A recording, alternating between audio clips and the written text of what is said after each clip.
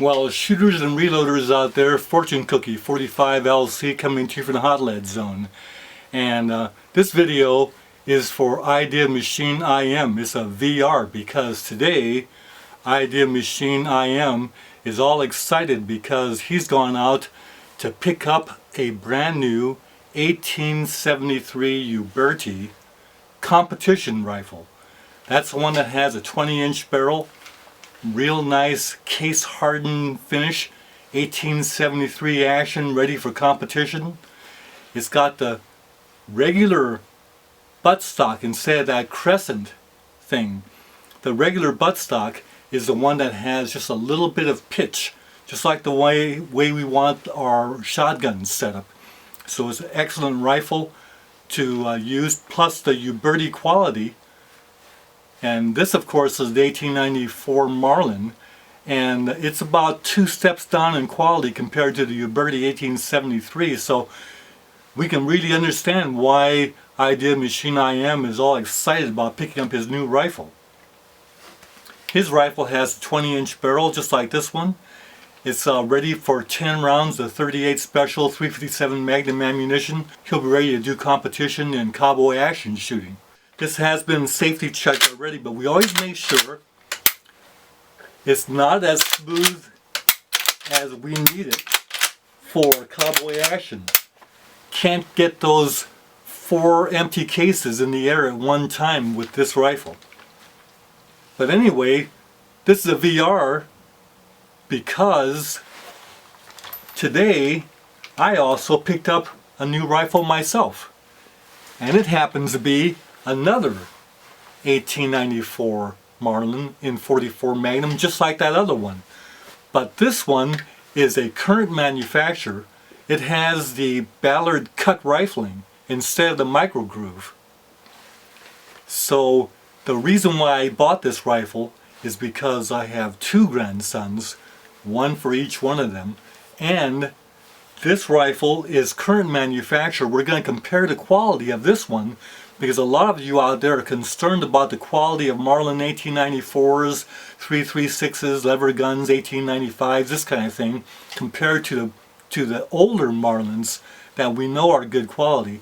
How do the new ones stack up? So we're going to do a comparison, but first let's go ahead and take this one apart and clean it because it's fresh out of the box and needs to be cleaned. So we're going to go ahead and take this screw out. We're going to open the action up a little bit. Once again, it's safety checked. We're going to take this screw out, drop the lever, take the bolt out, the ejector, and then we can clean this rifle from the breech, being careful not to overextend the rod and damage the rifling here right at the crown. So the only screw you need to get this rifle ready to clean is the lever screw right here. So you go ahead and take that screw out with a good fitting screwdriver, like that.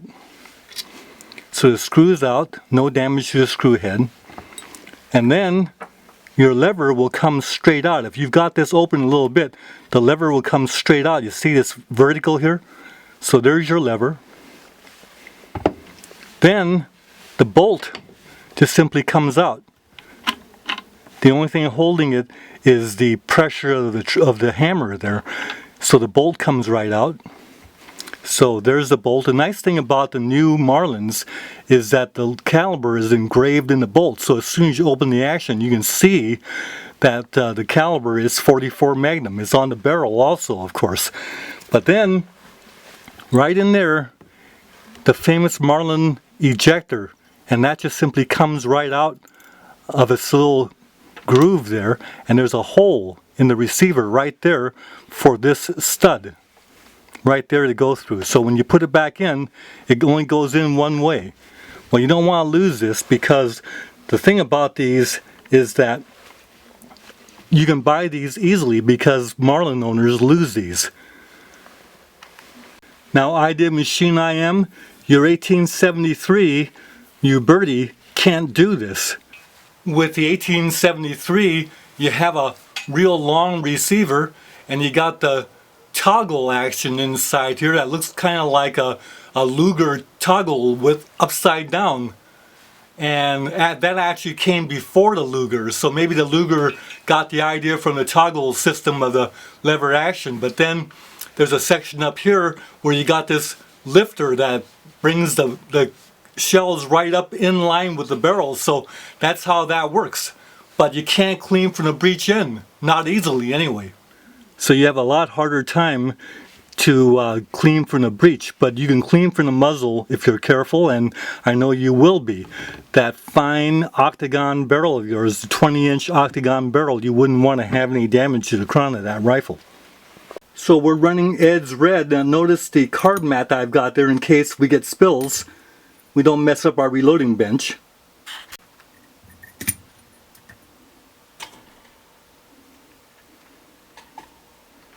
Now we're running the Ed's Red down that barrel,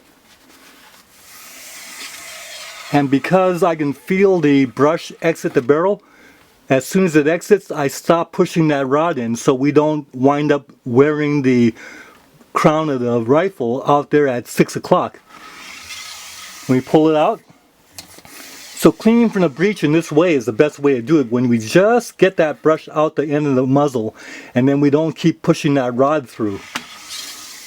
Protects the end of the barrel from excessive wear or unnecessary wear. So we'll run that through there another few more times.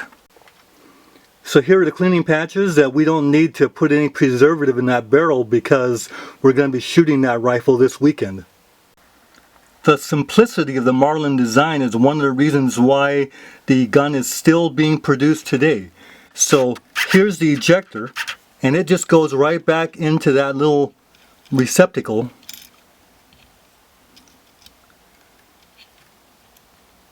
Like that. There's a little hole there where the little knob goes through. Now we'll go ahead and slide the bolt in. Now a tiny amount of shooter's choice gun grease in these action grooves. Not much, all we need is just a little bead. A little bit along some of these rubbing areas, and that's all we really need.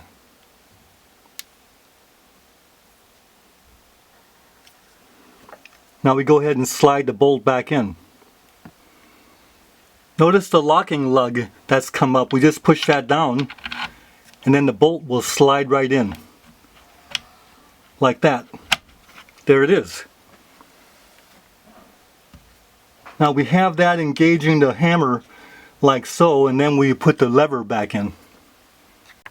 Now once the lever finds a home in there and then this hole lines up, just drop your bolt back in, or drop your little bolt screw back in, and then tighten it back up with a well-fitting. Now I'm not going to take a chance because the camera's in the way, but we just tighten that up.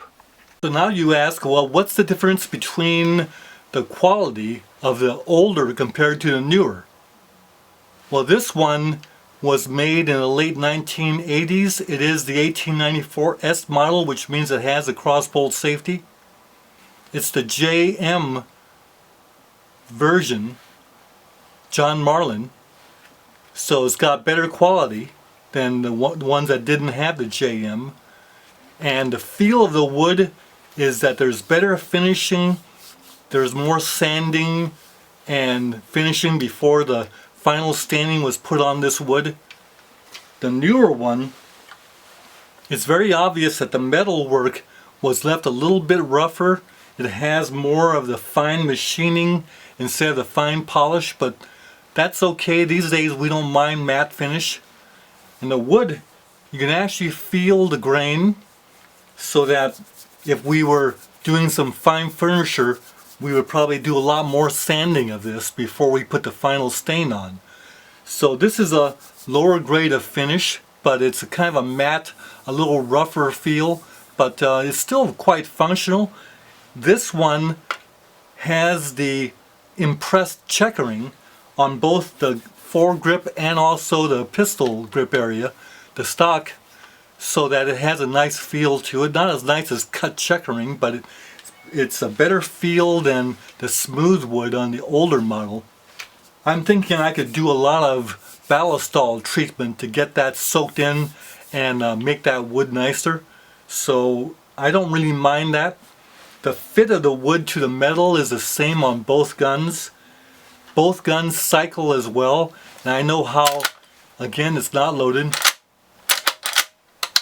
The full feel of the cycling cannot be appreciated until we're actually at the range chambering rounds. But we're going to chamber rounds slow and also fast and see which one has a problem. Now the older one feeds cartridges nice and smooth.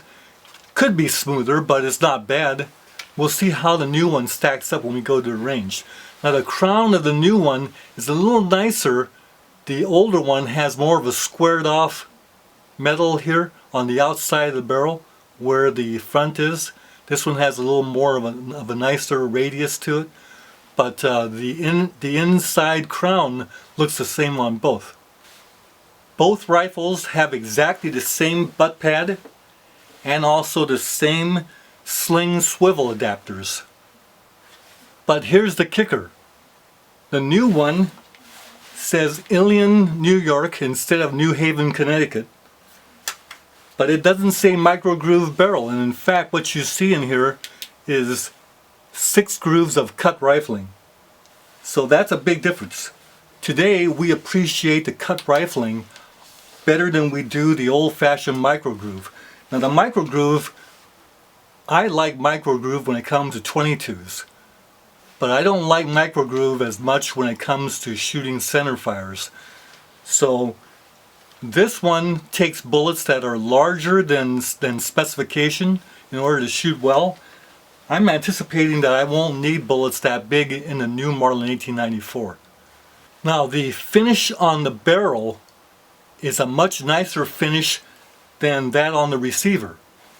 This has a nice polish to it, and the bluing has a nice deep blue look to it, whereas the older one actually doesn't even have as nice a deep blue, but it's polished as well, so both metal barrel finish work is equal, but perhaps the newer one has a little better blue job.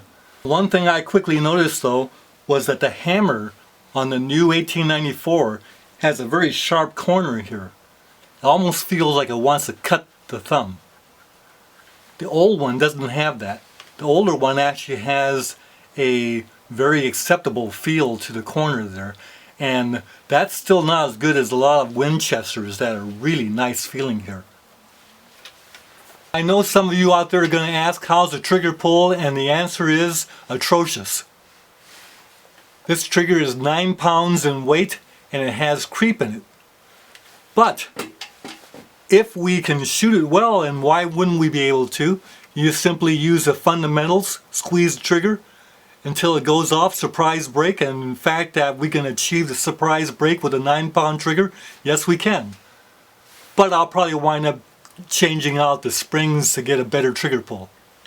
So Idea Machine IM, once again congratulations on your 1873 Uberti, and enjoy shooting that.